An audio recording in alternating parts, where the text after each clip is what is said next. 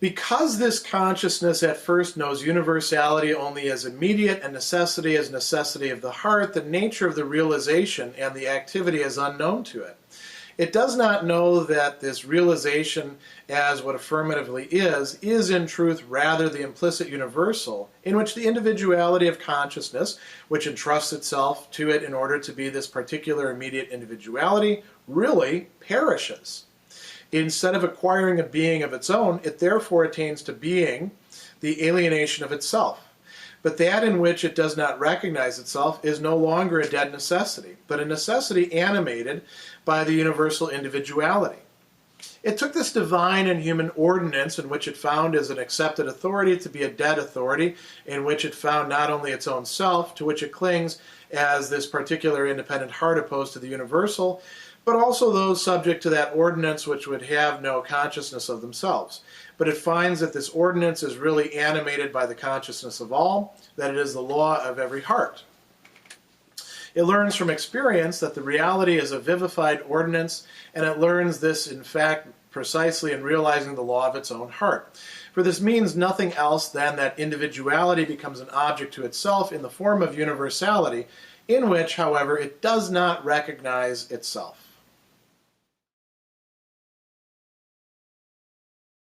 In paragraph 374, Hegel is now outlining for us two different points of view, one of which the self-conscious individual, motivated by the law of the heart, trying to enact it, trying to actualize it, is able to take into account, but which turns out to be a mistaken view. And the other view, which it's not able to see, is the reality, which is this necessity animated by universal individuality, as he's going to call it, a world in which the ordering is not as oppressive and alienating as it's made out to be by the person who can only see things through the lens of this law of the heart. So he says, because this consciousness at first knows universality only as immediate. So what we're doing here is taking the view of immediacy. And remember back to several paragraphs before this, where Hegel talks about the law of the heart as being a viewpoint, being a shape of consciousness that has not yet undergone a kind of disciplining, a back and forth with the world, but it just wants to get out there and change the world. So it mistakes the world that it wants to change in the process. You might say it sets up its own conflicts in a way. So he goes on and he says, it knows universality only as immediate and necessity as necessity of the heart. So it places necessity on its own side, and that is what spurs it, what gives it the energy to go out there and start transforming the world, right? Through its agency, its action, its externalization of the law of the heart, and it tries to do something that is going to be expressive of universality. We saw in the previous paragraphs that there are a few paradoxes that this raises. For example, in universalizing its own perspective, it thereby sets itself up in conflict with other people's hearts and other laws of the hearts, all hearts that we're aiming at. It also goes back and forth. It oscillates between these two perspectives of the particular and the universal. And that's really what's being worked out here. So he says, it does not know that this realization as what affirmatively is in truth rather the implicit universal in which individuality of consciousness, which entrusts itself to it in order to be this particular immediate individuality, really perishes. So as it externalizes itself, as it orients itself in relation to a world that has its own already established order, but which is felt to be an order not acceptable to the law of the heart, an order that is crushing the rest of humanity, the individual, in effect, submerges him or herself through their action into this. They create a new order, and they lose themselves in the process. And we saw this dialectic play itself out in the last several paragraphs as well. But Hegel is saying, well, that's what it sees happening, but that's not really everything that's going on. So what does he say after that? He says, instead of acquiring a being of its own, it therefore attains to being the alienation of itself. This is how it feels about things. And so, this sets up a kind of, we might call it a hero-martyr complex, right? Not martyr in the sense of witness, the original meaning of the term martyr, right? But martyr in the sense of being the one who is suffering or tortured or injured or whatever for the sake of some greater value, right? So the person motivated by the law of the heart gets to, in a way, have their cake and eat it too, but in an ideal sense. They get to be the hero of the story, and you know that they're the hero because they are so giving of themselves and so following the law of the heart that they don't even get to really enjoy what it was that they were attempting to enjoy. We saw that enjoyment and pleasure played a role in this as well. Instead, it encounters alienation. That's how it portrays this to itself. That's how it thinks about what is happening to it in relation to its action in the world. And remember, this entire section is the actualization of self-consciousness through its own activity. It's trying to find itself. It's trying to find its happiness in the world. That's what's fundamentally motivating this law of the heart. It's just different than seeking individual pleasure. So Hegel goes on and he says, that in which it does not recognize itself is no longer a dead necessity. Dead necessity could be understood in terms of the necessity, in pleasure and necessity, but it can also be understood in terms of the universality or the ordering, like we've got here, this divine and human ordinance that was viewed as oppressive just a few paragraphs ago. That's viewed as lifeless. That's viewed as absurd. That's viewed as nonsensical. A little bit later, it's going to be viewed as, oppressive, tyrannical, superstitious, however you want to describe it, however the consciousness wants to describe it. And he says that in which it does not recognize itself is no longer a dead necessity, but a necessity animated by the universal individuality. So this is as far as the viewpoint of immediacy can go. What's really going on, however, behind the scenes, or rather, not even behind the scenes, in plain sight, if the person simply wasn't blinded by taking the viewpoint of the law of their heart, having their viewpoint, you might say, colored all one color through the emotional tincture of the glasses they're putting on, whether they're rose-colored or the purple ones of melancholy or the black ones of everything being terrible, right? So if we go on, what's over here?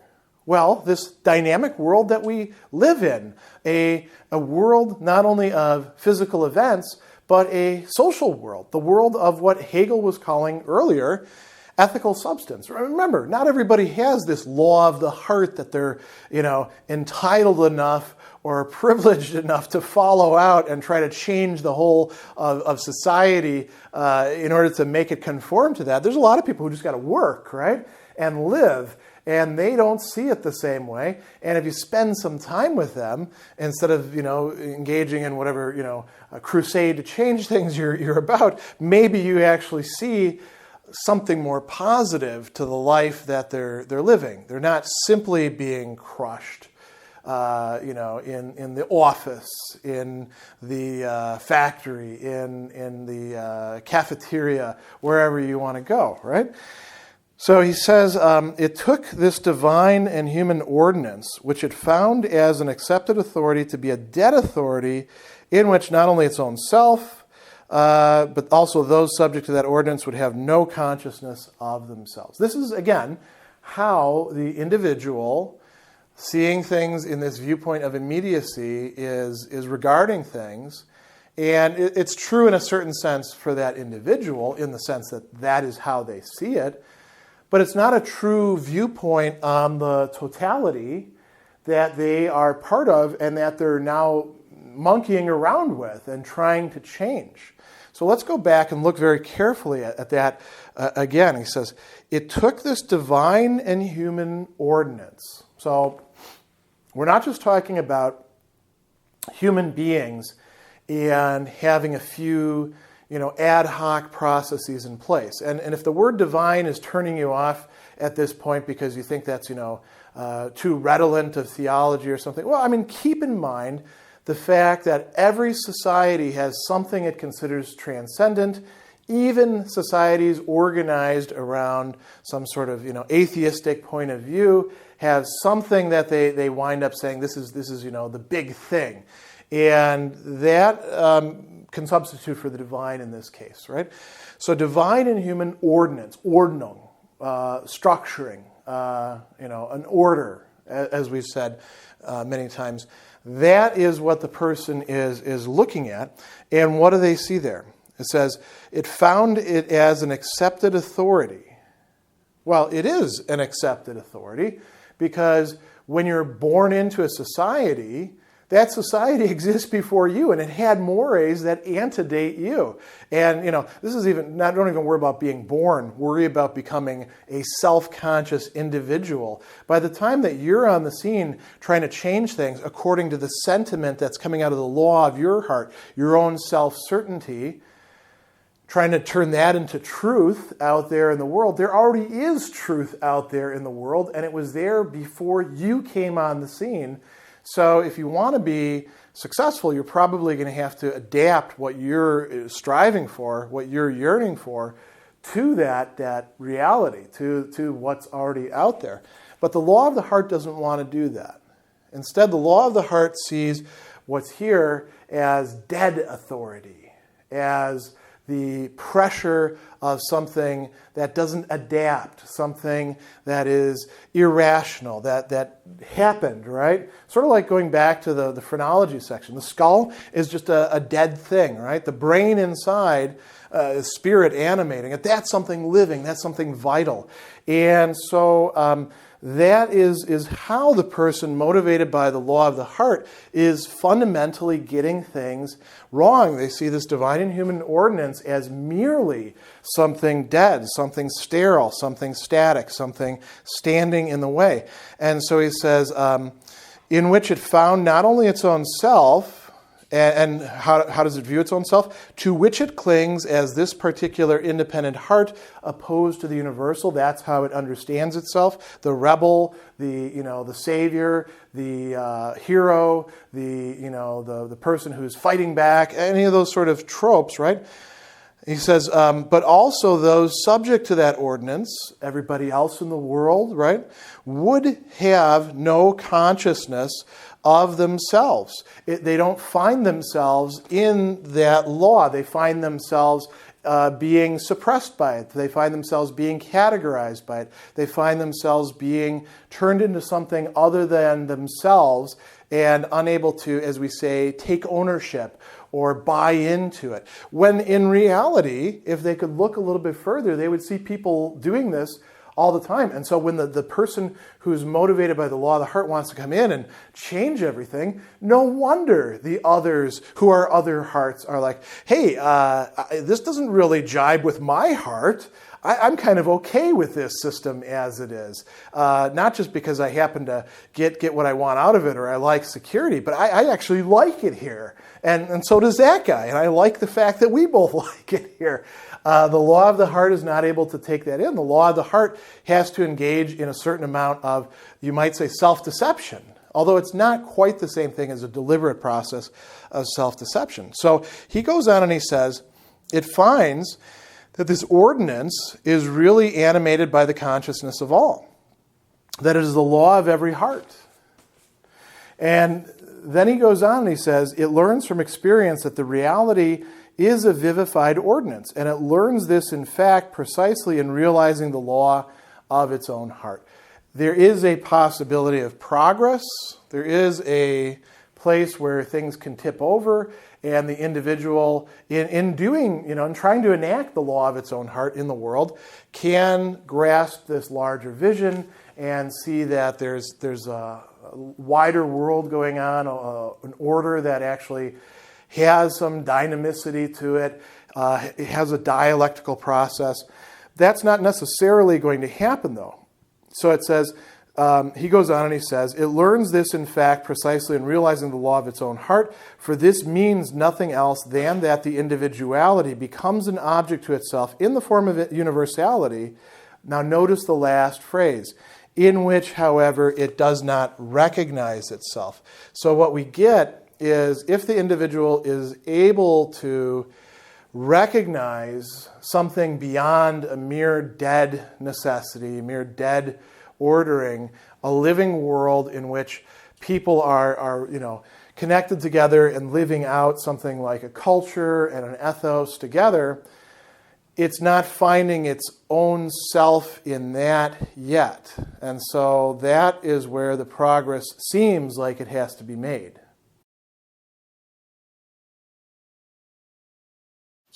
Thus, what emerges from the experience of this shape of self-consciousness as the true contradicts what this consciousness is for itself. But what it is for itself has itself the form of absolute universality for it, and it is the law of the heart which is immediately one with the consciousness of self. At the same time, the established living order is equally its own essential being and work. It produces nothing else but that.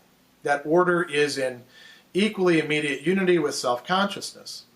In this way, self-consciousness is related to a twofold antithetic essence. It is in its own self a contradiction, and is distraught in its own inmost being.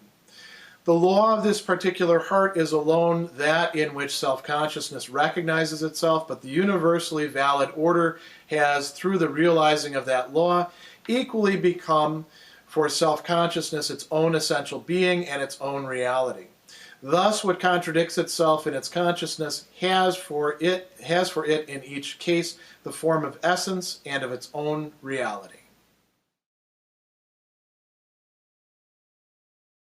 You'll notice that preparatory to talking about paragraph 375, I've really marked the board up quite a bit, and we could even put more stuff in there, but I think that this schema, as complex as it is quite enough to convey what's happening here, which is a very important moment of realization that is going to take us in the following paragraphs into the second part of the title of this section, the Frenzy of Self-Conceit.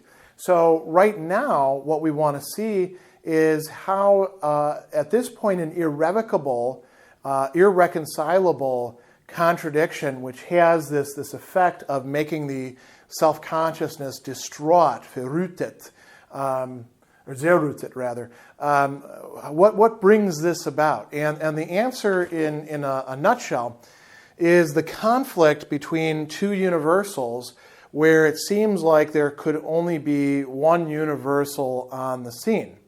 So let's see how all of this develops out of here. In this rather short paragraph, it says, what emerges from the experience of this shape of self-consciousness, and we're talking about a gestalt, right? The gestalt is the law of the heart and the frenzy of self-conceit. The law of the heart, what it starts with, tries to enact. It's having an experience in doing so, in acting in the world, in, say, legislating or engaging in activism, or building institutions, or writing in the newspaper, or whatever it happens to do, making videos, right? And so it says, what emerges from the experience of this as the true contradicts what this consciousness is for itself. Now, that's a big problem. When you're trying to learn something, when you're trying to make sense of something, when you're trying to reconstitute something, and what you begin with doesn't lead you to where you want to go, but instead seems to let you down, and at the same time it turns out that what you feel is a disappointment turns out to be the truth, there's a moment, or at least if you're very lucky, a moment, sometimes long periods of an unpleasant reaction to that, and understandably so. Well, this is what self-consciousness is now experiencing as it has been trying to bring about the law of the heart. So there's a contradiction between the truth and what this consciousness is for itself. Now you could say, well, just abandon the for itself, right? Conform yourself to reality. That's going to turn out not to be an available option. Why not? Well, see what Hegel says. What it is for itself, he says, has the form of absolute universality for it. So it's committed. It is trying to realize a kind of universal in the law of the heart. And like I've got here, the law of the heart and the consciousness of self, there's this going back and forth. They are really two sides of the same coin that meet in the individual who is engaging in action. I don't have the arrow of action here, but that should be understood as taking place. So he says here that it's the law of the heart which is immediately one with the consciousness of self. Right? The law of the heart is something that one finds within oneself.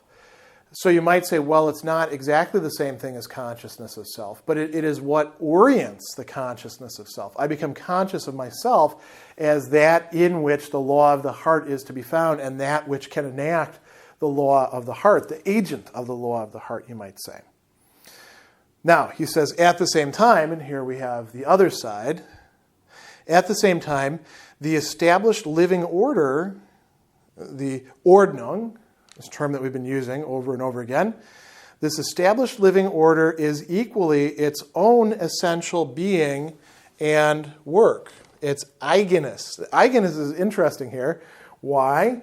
Because that is what the individual has been saying over and over again. You know, my specific, my particular, eigenes, mine, right? Well, the world order has that going for it as well, because it is a reality, and it's not just a dumb, deaf, blind, stupid process that mechanistically goes on, a kind of determinism. No, you can't say that it has some sort of, vast consciousness of itself writ large, although eventually we're going to get to something like that in the end of the work. But you can say that there's many consciousnesses whose activities have to harmonize with each other, that are guided by something or some things that they feel to be larger than themselves, that encompass them, like the laws, the mores, the zitta, the customs, right? And so he can talk about its essential being, its Wesen, its essence, right? And its work. And here we're not talking about work as Arbeit, labor, the activity of work. We're talking about what's actually produced. This goes all the way back to the discussion in the introductory material for this section, where he was talking about something like an economy and how it functions. So we have this established living order that is replicating itself. It produces, he says, nothing else but that, its own essential being and work. That order is in equally immediate unity with self-consciousness. So self-consciousness is here, and it's also here. And this is a universal, and this is a universal. And yet they can't be harmonized with each other, at least not at this point, in part because the law of the heart wants to change all of this, right? It wants to critique it. It wants to make its mark there, and it wants to attain its pleasure, not a selfish, hedonistic pleasure, but the pleasure in satisfying this desire to fulfill and to liberate and to, ameliorate the condition of humanity that lives under that order. So he goes on and he says, in this way, what happens?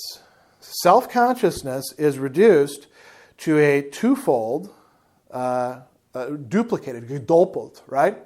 Antithetic essence. It's antithetical. Entgegengesetzten Wesen. Now, notice the language that Hegel is using here. It's antithetical, it's entgegengesetzt. They're opposed to each other, right?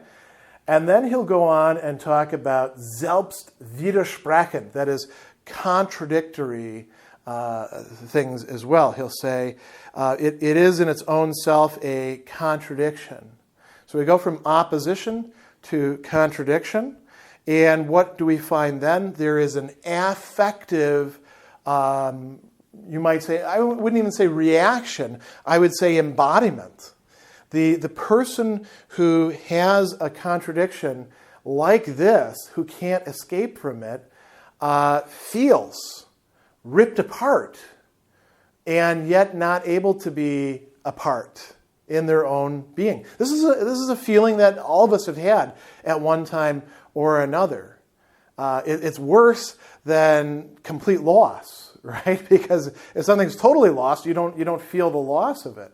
It's its absence that is galling. And sometimes it's the presence of too much that can't be harmonized together that is particularly distressful. And so the self-consciousness is, he says, distraught. Distraught not just in a superficial way, but in its inmost being. So he goes on and he says, the law of this particular heart is alone that in which self-consciousness recognizes itself. But the universally valid order has, through the realizing of that law, equally become for self-consciousness its own essential being. Self-consciousness is distributed, you might say, over these two. In acting out the law of the heart, one encounters the world order and can't entirely escape from it, unless one just deludes oneself entirely. But that's not going to be helpful either. So he says, thus what contradicts itself in its consciousness has for it in each case the form of essence and of its own reality. Both of these are real. The law of the heart is real. How consciousness is for itself is real. The world order is also real. They contradict each other, and there's no way to overcome that contradiction at this point.